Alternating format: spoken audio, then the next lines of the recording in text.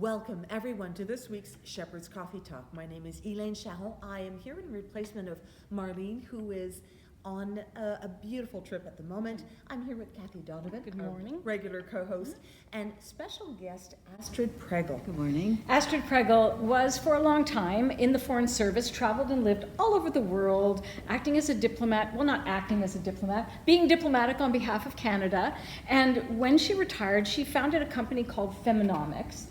What would you describe Feminomics as briefly, Astrid? It's really all about eliminating world poverty by economically empowering women. So that means more money in more women's pockets. Oh, a noble cause for sure. Yes. And then in her spare time, Astrid decided to walk the Camino de Santiago. Now, Elaine, you know someone who's Yes. done this adventure, and you know that it is something that's in a person's blood. It's like going to a mountain. You've got to do this thing. So Astrid, we wanted to talk to you about your experience on all the levels that you experienced it. And then I think before we get into the actual walk, let's talk about how a person prepares for such an endeavor. How did you prepare? Well, for me, I was on a train between Rabat and Fez in Morocco in the mid-90s and met a very interesting French couple who had just walked this Camino and who were so enthusiastic that immediately went to the library, got the only book I could find on it, and decided, that was something that I really wanted to do. But it is, if you do the whole Camino, it's over 800 kilometers. It's a big endeavor. So when I was looking at the fact that my 65th birthday was coming, I decided that, this is something just big enough to really celebrate and to set the framework and the groundwork for whatever the next iteration of my life was going to be. So that was the framework. So I did have a problem with a foot, and so I knew I couldn't walk 800 kilometers, so I got it operated on 1 year exactly before the date that I wanted to leave, because they said it would take 1 year to heal. Then I hired the best trainer I could find in Ottawa, and I worked out right here at the Movati gym 3 days a week with the trainer, and I was ready. So that's the kind of sort of physical preparation. Yeah, Yes. but how that do I you did. get your mind Okay, around? I so- mean, that's an overwhelming concept for the human mind, 800 kilometers. Yeah. So there were two very major important pieces of information that I came across that made me sort of say, okay, this thing is doable. Number one, you don't have to carry a backpack for 800 kilometers. So original pilgrims who walk this Camino do it for spiritual purposes, and they're carrying, people have been walking this Camino for over 1,000 years. So people used to carry everything that they needed, and there's still quite a tradition, especially younger people with good backs, who are carrying everything. But when I learned that there were services that would deliver it from town to town, I thought, that's a pretty big impediment. Makes it doable. That's doable. Yeah. And then what I also learned later is that as I was doing the investigation, that there are tiny towns, villages, and as I found out when I was there, exquisitely beautiful villages all across the Camino. And they all have taxis. So if you get really past what your ability is, just call a cab. When I figured those two things out, I thought, how bad can this be? Right. Worst comes to worst, somebody's carrying my stuff. Worst comes to worst, I call a cab. Yes. And maybe that's not, maybe the ego wasn't. I thought, ego, you just sit there. Thank you very much. That's fine. I can do beautiful. this. So this is kind of a self-guided journey, if you will. It's not a tour with a tour guide. You can do that everything. You can do everything. You can Yes. take tours. You can go with guides. But I didn't. My whole goal was to really meditate on what it was. Where did I come to? Where did I want to go? How was I going to do it? What was my strength? How much courage did I have? What was the next What's my new why? 15, 20 years going to look like? And so I really set out to, that's why I walked alone. I didn't really want company. And as it turned out, it's hard to walk alone on the Camino because everybody, I mean, there are many, many people from all over the world. They're all excited. They all want to know why you're doing it and tell you their story. And so I really had to work at it to stay alone. And I did have mantras that I chanted either to myself or out loud, depending on who was around, the whole way across the Camino. And that really was to sort of anchor my process and to stop, you know, some of that superfluous thinking that, you know, that's constantly, that chatter that's constantly going on in your mind. Right. So, you know, the purpose of the mantras were really to sort of clear some space to really let emerge what was to emerge. Now, let's talk a little about the history of the Camino, if you don't mind, because it is and has been a spiritual pilgrimage for many, many people. Right. Can you tell us why that particular route is so special? It, you know, it evolved. You know, the history tells us that it likely was a pagan pilgrimage route originally. What it's characterized by now is really Catholicism. That part of Spain, of course, all of Spain originally was very Catholic. And so it runs really through, I think, personally, my sense was that there was a lot of very special energy along that Camino. I mean, you figure for over 1,000 years, people have been walking that Camino. And up until fairly recently, the data showed us that there were more people in the Middle Ages who were walking this than even now. And now there's at least 300,000 who walk it every summer.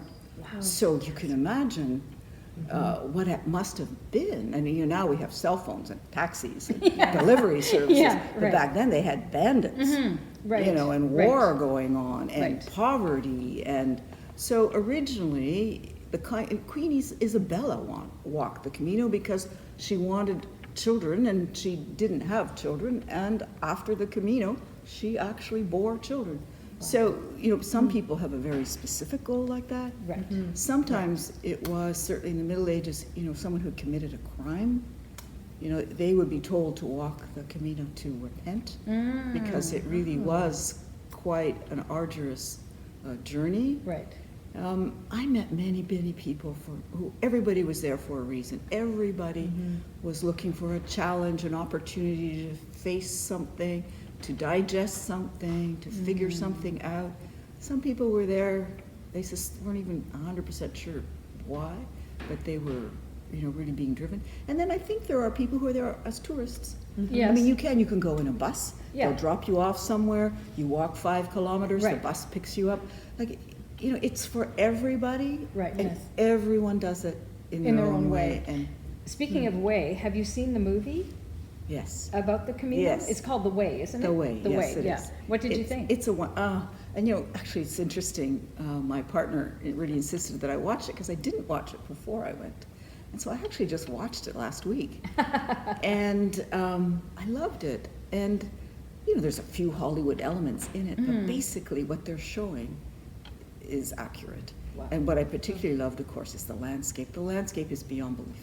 There's all these medieval villages, and you know, so you have your breakfast normally in the little hostel where you stay, and then, you know, the next little village is 5K away, so you have, you know, some kind of nice little cookies and tart, and then by the next time it's usually lunchtime, and then you're ready for either an early glass of wine or another cup of coffee if you need some kind of reinforcement. And so you really, you know, you really get to connect with the villagers and the village life, because here's the other thing, for over 1,000 years, those people along the Camino, from generation to generation to generation, have been taking care of pilgrims. Hosted pilgrims. Oh, wow. So, That's Astrid, beautiful. did you feel safe as a woman traveling alone? Absolutely, I felt safe. There was not one moment when I felt that there was any danger. The only physical danger I felt was a bit in the Pyrenees. I was fortunate when I went over. It was beautiful weather. Some of those inclines are really steep. So had it been muddy, you know, I might have been a little worried. But it was sunny, and I did have walking sticks. It's something I learned to use before I went. Usually I had them folded up, hung on my backpack, but there were a few moments like that in the Pyrenees. So you need to really I'm a left brain dominance, study data kind of person. So I had read every book there was. I had been to lectures. I had seen everything on the internet on how to treat blisters and how to avoid them. So, I was pretty well prepared. I mean, I could see, and I had a whole kit. And so I was, I would often minister, especially younger people. Those students who were there for, summer walk or whatever, who had done less research, who didn't have all the equipment with them. I'm sure you were a real blessing to them, for sure.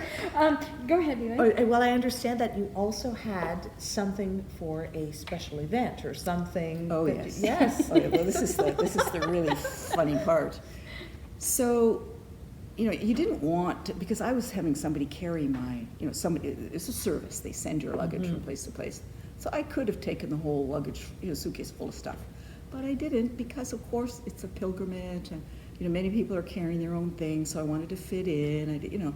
So I thought, okay, I can take one thing only for nighttime. Like I had 3 changes of clothes that were quick dry, just in case one didn't dry and all that. Because, at the end of the day, after walking 20, 25 kilometers, you need to wash whatever it was you were wearing. So I had picked one outfit. And so I was looking for something that I could fold up, something that looked fabulous on me, something blue. I love blue. I guess. Something that wouldn't wrinkle, something that I could wash and hang. And so what I took was something I brought here from Shepherd's. So it was the most exquisite pair of flowered leggings that had blue in them that many people have tried to buy off my legs sometimes. And a simply light blue, almost this color blue, where the shoulders are sort of cut out. Yes. And it's a little bit long, very elegant. So I wore that every single night for 40 nights.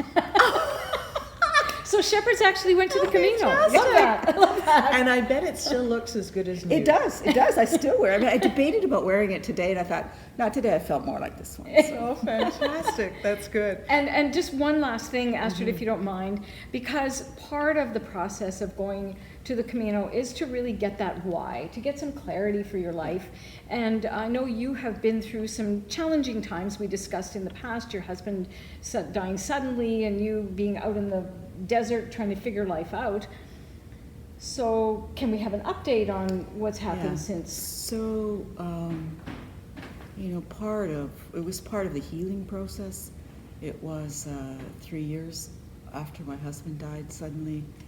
When someone dies like that you're so close to, I mean, I had been meditating for years already, and I was already interested in those questions. But when it happens like that, and you look at someone and it looks exactly like them, but something's gone.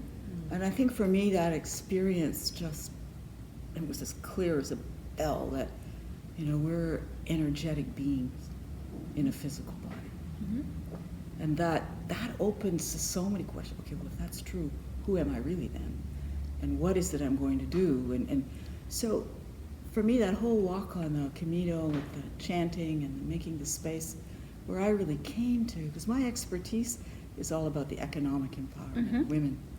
But what I came to realize was that the next frontier for me was really how to empower women by bringing in that whole spiritual aspect.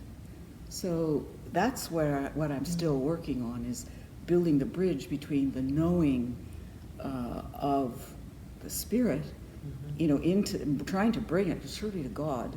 There's not too many women I know who would agree that they would have created the capitalistic system quite the way it is. Right, you are. So when you look at the spiritual aspects and the feminine, and this can be the feminine within men also. Yeah. It's not only a female in a female body, but when you look at those feminine principles within the spiritual realm, I think it gives you kind of a guidance as to, what might an economic system be like that would fully nurture and support all of humanity. And women are the key to finding that forward, because at this moment in time, we have the most of that feminine spiritual energy. Absolutely. So that's what I'm working on now. I love that. And then one last little detail that you didn't mention. That was very important, what you just said. Very important. You have a new partner. I have a new partner. So there is so much hope for all of us, regardless of what happens in life. I think Astrid is really the embodiment of this idea of, coming into our own, coming into ourselves in midlife. That's when your new chapter begins, and I'm so happy for you. Thank so you, happy thank for you. you. Yeah. Happy to meet Kevin too. And that's really what, I'm going to start to cry here, but So am I. the whole, I knew that I wanted another partner, but and sometimes the universe just drops things in front of you that you can't even imagine. Yes. So I didn't want to imagine too specifically, but, clearly, it's the perfect match Pretty for specific. the next. Wow. Yes. Yeah. Yes. It's someone who's also just an enormously spiritually evolved person with some really clear ideas and superb values. Dropped in Very your- sexy too.